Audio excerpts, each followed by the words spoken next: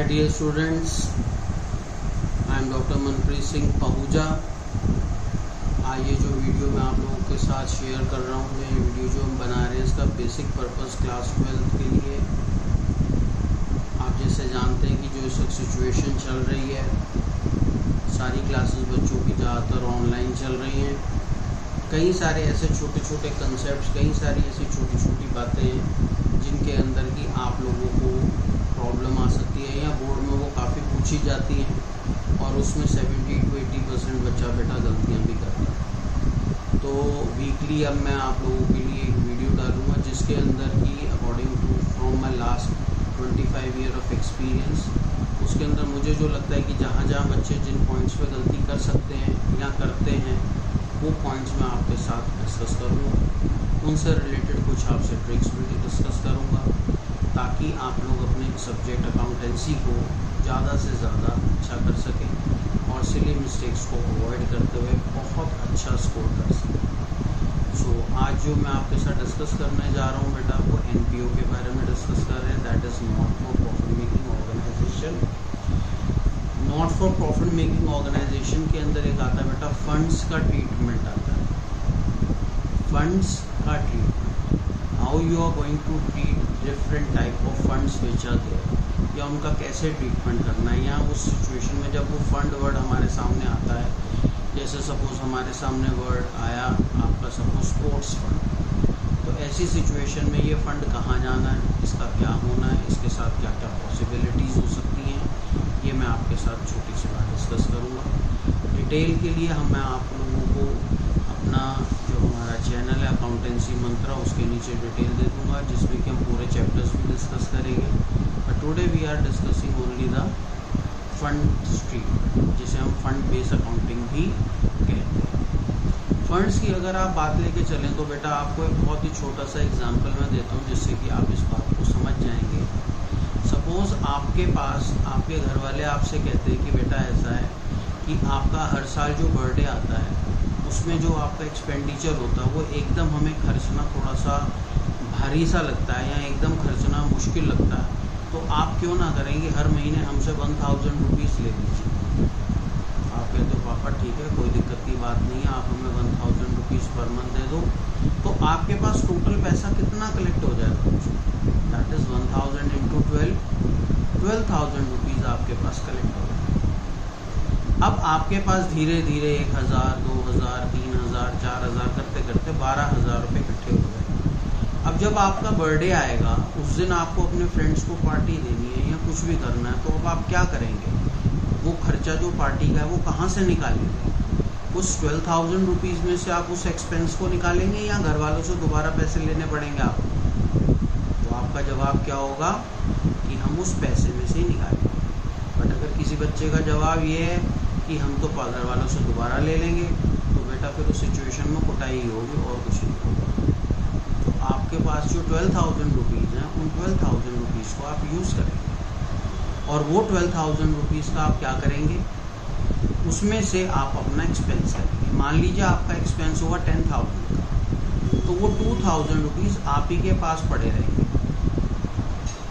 और अगर बच्चा कहता है सर मान लो इससे ज़्यादा खर्चा हो जाए फिर क्या होगा, अगर आपका खर्चा इससे ज़्यादा हो जाता है तो ऐसी सिचुएशन के अंदर में आप क्या करेंगे, मान लो एक्सपेंस हो जाता है 15,000 का, तो ऐसी सिचुएशन में आपके घर वालों ने आपको 12,000 दी, बाई चांस खर्चा 15,000 का हो गया, तो वो 3,000 आप घर वालों से ही लेंगे पैसे। क्यों कि आपके पास जो पैसा था वो आपने पूरा यूटिलाइज कर दिया।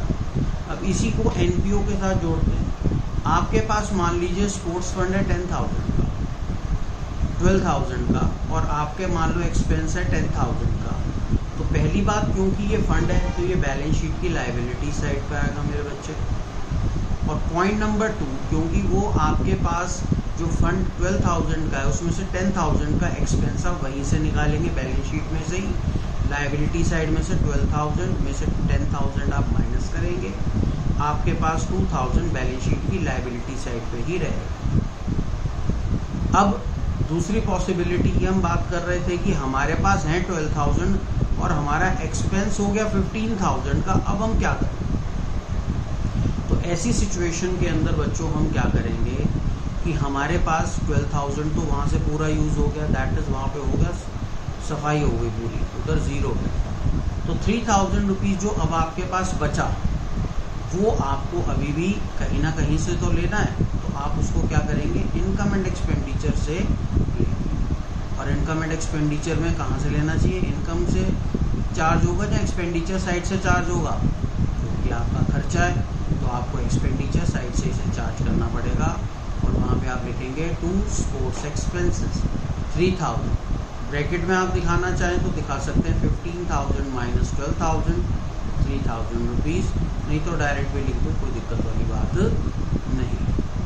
तो ये तो आपकी होगी फंड के ट्रीटमेंट के बारे में, अगर आपके पास फंड कम है या फंड ज़्यादा है। अब बच्चा कोई कहने लगे सर हमारे पे फंड ही नहीं है,